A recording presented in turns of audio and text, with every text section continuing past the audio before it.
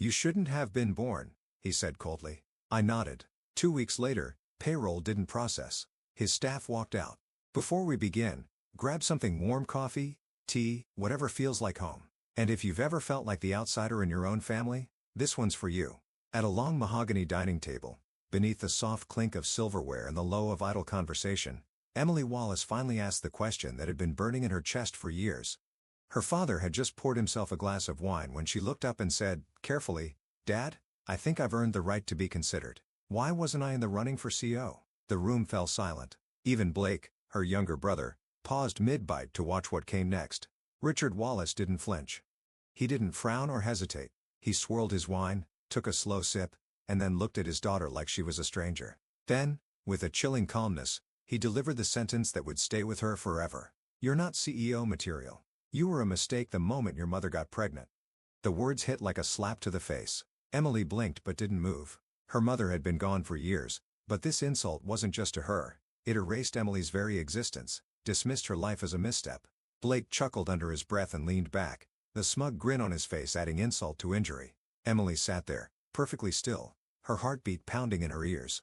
She didn't argue. She didn't cry. She had spent her whole life learning how to absorb her father's dismissiveness, but this was different. This wasn't neglect. This was obliteration. She had given everything to Wallace Manufacturing, graduated from Wharton at the top of her class, turned around 2 failing departments, cut costs by millions, created processes that doubled output, all while her father continued parading Blake, who never lasted more than 6 months in any department, as the heir apparent.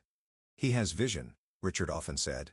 Vision? Blake couldn't balance a spreadsheet if his life depended on it. Emily had hoped, naively, perhaps, that results might finally matter. That her father might see her not just as a daughter, but as a professional, a leader. She had hoped wrong. 3 days later, the company issued a press release: Wallace Manufacturing welcomes new CEO, Blake Wallace. There was no board vote. No formal transition. Just a polished photo of Blake in Richard's leather chair and a saccharine quote about honoring the legacy. Emily didn't show up to the Monday executive meeting. Her absence wasn't announced, but it was felt. The black leather chair she usually occupied third from the head of the table remained empty, its absence as cold and deliberate as the silence she now wrapped herself in. Blake made a half-hearted joke about her finally taking a much-needed spa day, and a few executives chuckled. Richard didn't even glance at the chair. He opened the meeting with his usual bravado, outlining his son's fresh direction for Wallace Manufacturing, proudly parading Blake's appointment as if it were the company's salvation. But while they patted each other on the back, Emily was nowhere near the boardroom. She wasn't at home grieving. She wasn't sulking in the shadows. She was watching, calculating.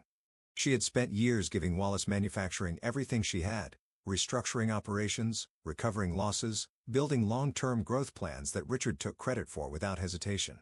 And now, after being dismissed not just as an executive but as a daughter, she knew better than to confront him with emotion. She knew men like Richard didn't respect noise. They respected power. So Emily went silent.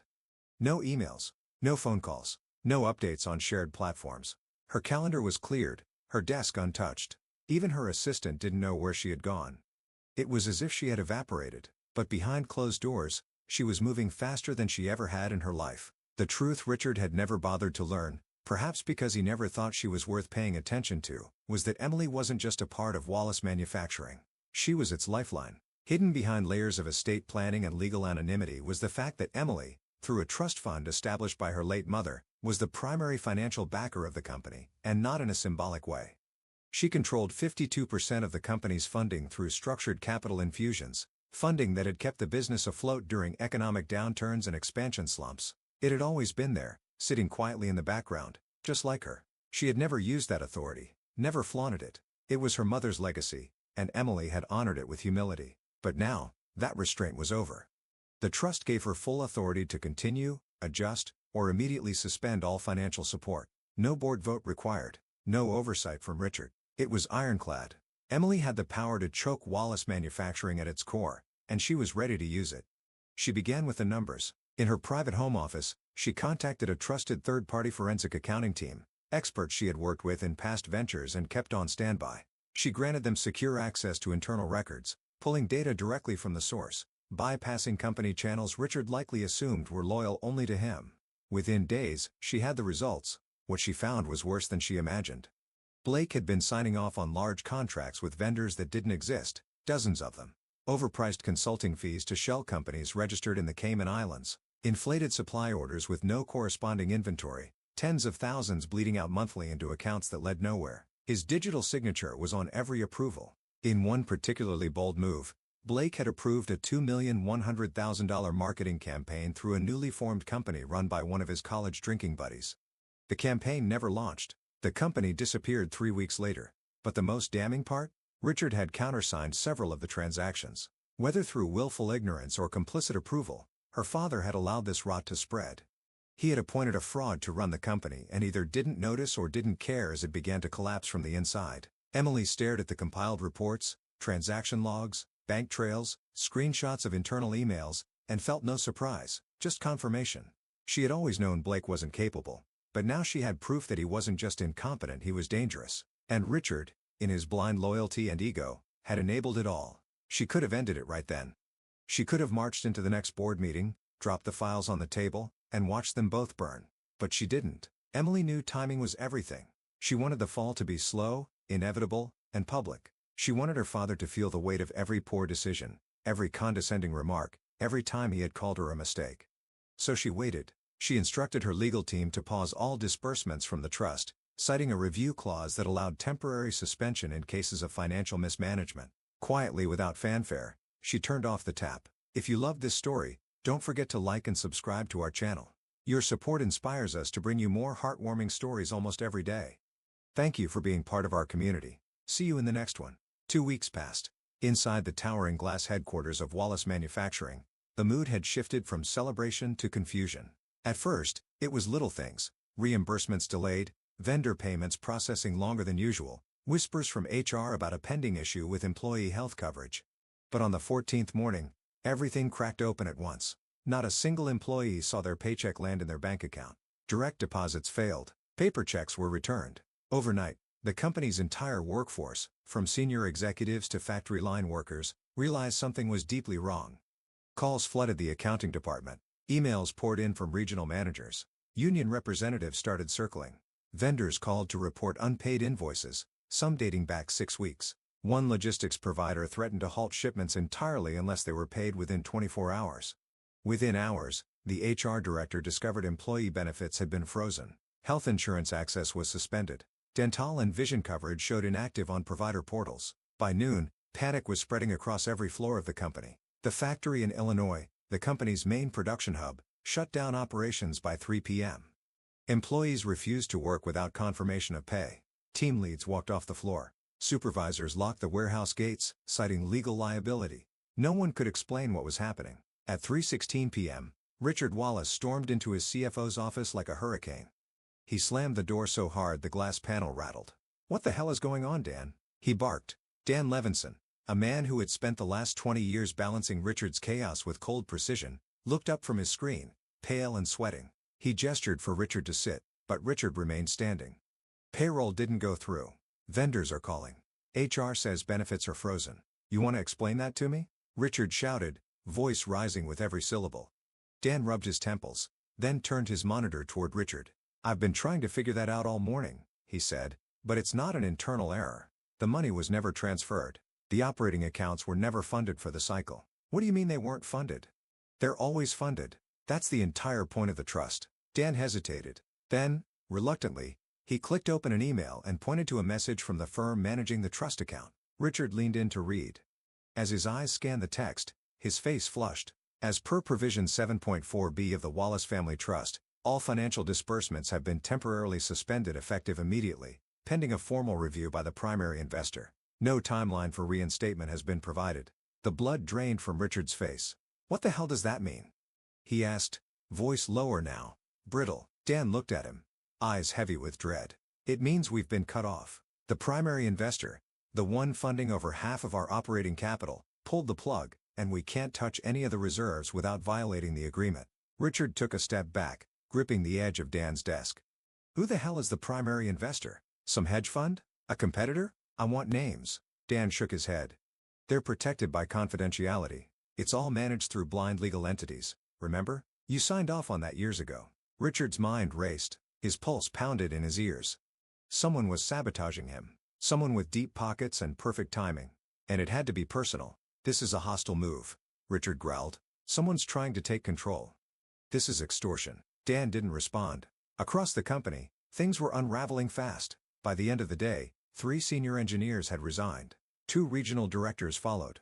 Operations leads were drafting notices of breach. The company's largest supplier placed a hold on all future shipments. Internal messaging channels were filled with worried employees asking if they were still employed.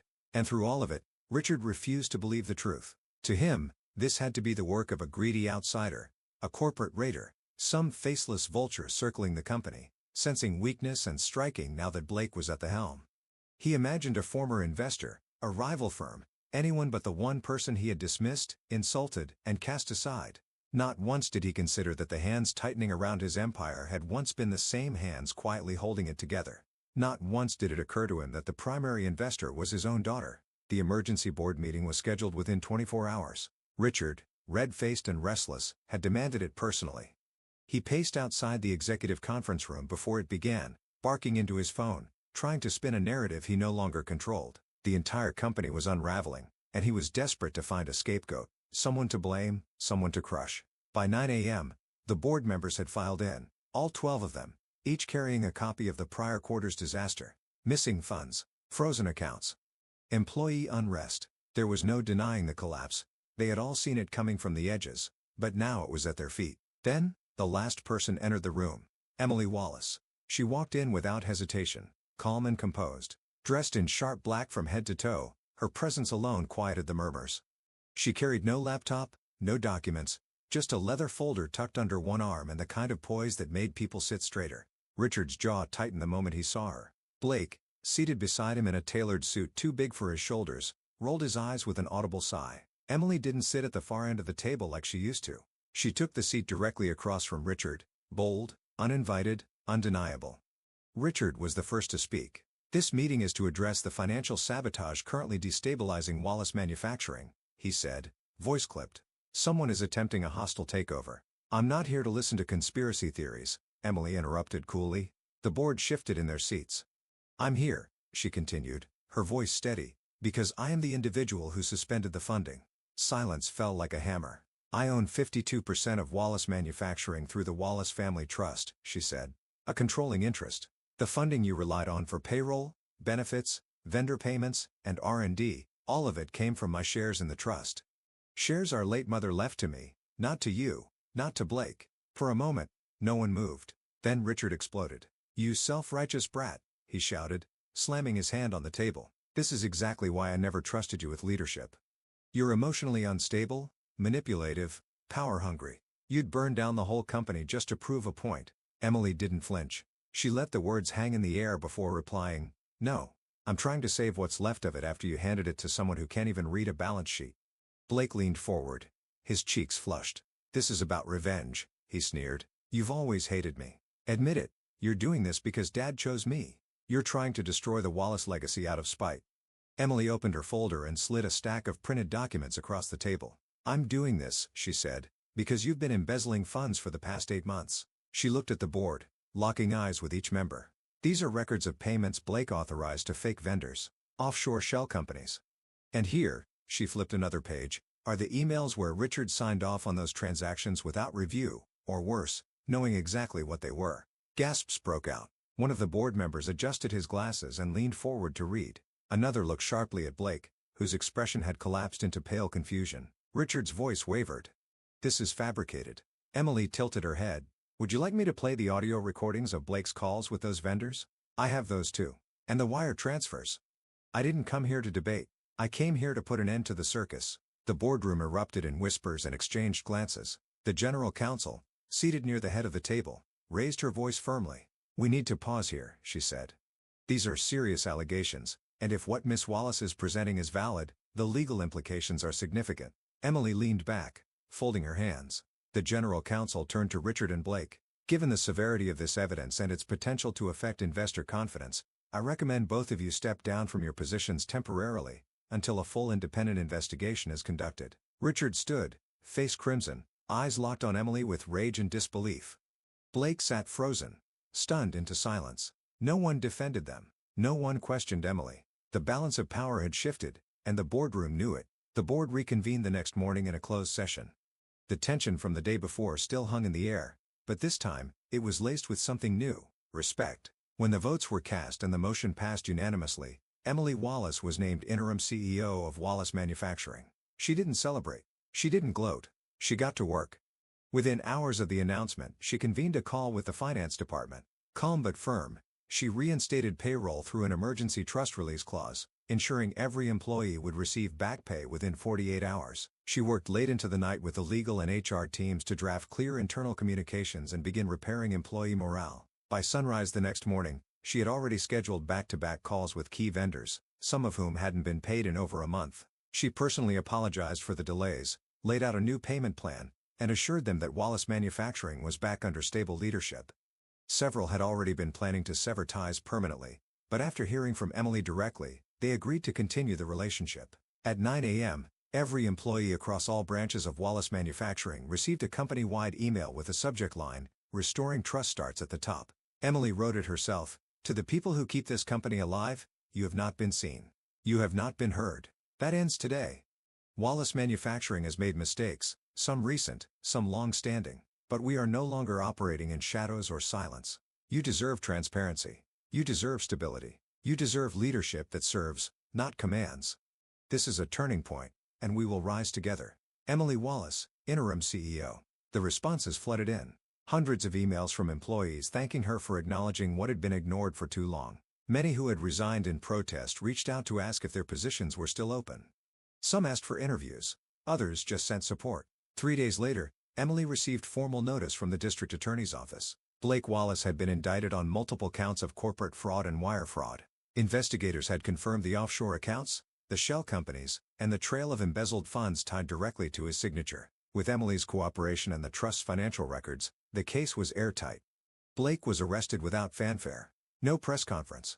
No public statement. Just a quiet booking, a mugshot, and a headline that read, "Heir to Wallace Manufacturing indicted for fraud." Richard, meanwhile, was not charged, but he didn't walk away clean. The board, following counsel's recommendation, issued a formal censure of his leadership. He was stripped of all decision-making power and reassigned as a non-voting honorary founder, a title with no authority. His office was relocated to a smaller floor. His calendar cleared. He spent most days sitting behind frosted glass watching the company move on without him. He tried to fight it at first, tried to charm individual board members, plead with old allies, but the tide had turned. Emily wasn't just a temporary figurehead. She was proving herself by the hour. Under her direction, departmental leads were restructured. The most capable, not the most connected, were elevated. Communication across branches was streamlined. Budgets were tightened and prioritized based on performance and sustainability, not ego. Within 2 weeks, Wallace Manufacturing stabilized. Within a month, it started to grow. Former employees who had walked out during the financial crisis now returned, some humbly, some proudly, praising Emily's clarity and accountability. One warehouse manager wrote her a handwritten note: "We never left the company. We left them. We came back for you." But perhaps the most telling shift came from the investors. For years, they had tolerated Richard, grudgingly, because of his name and his aggressive expansion tactics. But his recent actions, compounded by Blake's criminal behavior, had nearly tanked their trust. They had been ready to withdraw. Now, they stayed. In fact, they reinvested. Emily held private calls with every major stakeholder, walking them through the full recovery plan and answering questions with transparency her father never allowed. She didn't promise miracles. She promised integrity, and they believed her. Within a month, Wallace Manufacturing stock, once in free fall, began to climb. In every corner of the company, people were saying the same thing. Emily Wallace was the leader they should have had all along. 6 months later, the Wallace Manufacturing building looked the same from the outside: sleek glass panels, the iconic W logo etched in steel above the entrance, but everything inside had changed. Emily Wallace now occupied the CEO's corner office, and she had earned every inch of it. Her leadership had not only stabilized the company, but redefined it. Departments were thriving under merit-based promotions. Transparency was now a standard, not a buzzword. Profits were up, investor confidence was solid, and employee satisfaction surveys showed the highest morale in the company's history. And yet, one office on the lower executive floor remained dim and silent. Richard Wallace, once the commanding presence of the company, now sat behind a desk that no longer came with authority. His name was still on the official documents as founder, but no one knocked on his door for decisions. No one asked for his input. He was a relic, a symbol of what the company had outgrown. He watched the rise of his daughter with quiet disbelief. Every press mention, every new partnership deal, every article hailing her as the woman who saved Wallace, chipped away at the identity he'd clung to for decades. One afternoon, he made a call. Emily answered on the second ring. Her voice was calm, neutral. "I was hoping we could talk," he said. "Maybe lunch. Just us." There was a long pause before she replied, "All right, tomorrow, noon." They met at a quiet restaurant downtown, one he used to take clients to, back when his word moved markets. He had already arrived when she walked in, dressed in navy, every movement composed, assured. They barely made it through the pleasantries before he spoke. "I didn't mean what I said that night," he muttered, eyes fixed on the glass in front of him, "about you being a mistake. I was angry. You know I care." Emily looked at him for a moment. There was no rage in her eyes, no lingering desire for revenge. Just clarity. "I believe you were angry," she said. "And I believe you care, in your own way." He exhaled, perhaps thinking her words were a step toward forgiveness. But then she leaned in slightly and added, "You also believed I wasn't enough. And that belief shaped every decision you made about me, about this company, about Blake." Richard flinched, just slightly. "I spent years chasing your approval," she continued, "but I don't need it anymore. You taught me what not to be. For that, I'm grateful." She folded her napkin, stood, and offered a small, courteous smile. "I wish you peace, Dad." Then she walked out, heels clicking against the marble floor, never looking back. Richard remained at the table, his hands still wrapped around his untouched drink, surrounded by the silence of a man who had finally realized he'd lost something he could never buy back. Upstairs, in her office flooded with natural light, Emily stood before a wall of floor-to-ceiling windows. The city stretched out before her, full of possibility. She had been called a mistake, but that didn't break her. It built her. The story delivers a powerful message about self-worth, resilience, and rising above being underestimated. Emily represents not only intelligence and capability but also serves as a symbol for anyone who's ever been cast aside due to gender bias or family favoritism. Instead of lashing out, she chose strategic silence and fought back with strength and wisdom. The story reminds us that validation doesn't need to be begged for. It's earned through results and integrity. It's also a wake-up call to those who judge others through prejudice or personal bias. Sometimes, the mistake you dismissed is the one holding your future in their hands. And ultimately, the most powerful message is this: being called a mistake doesn't mean you have to live like one. It can be the fire that turns you into the best thing they ever lost.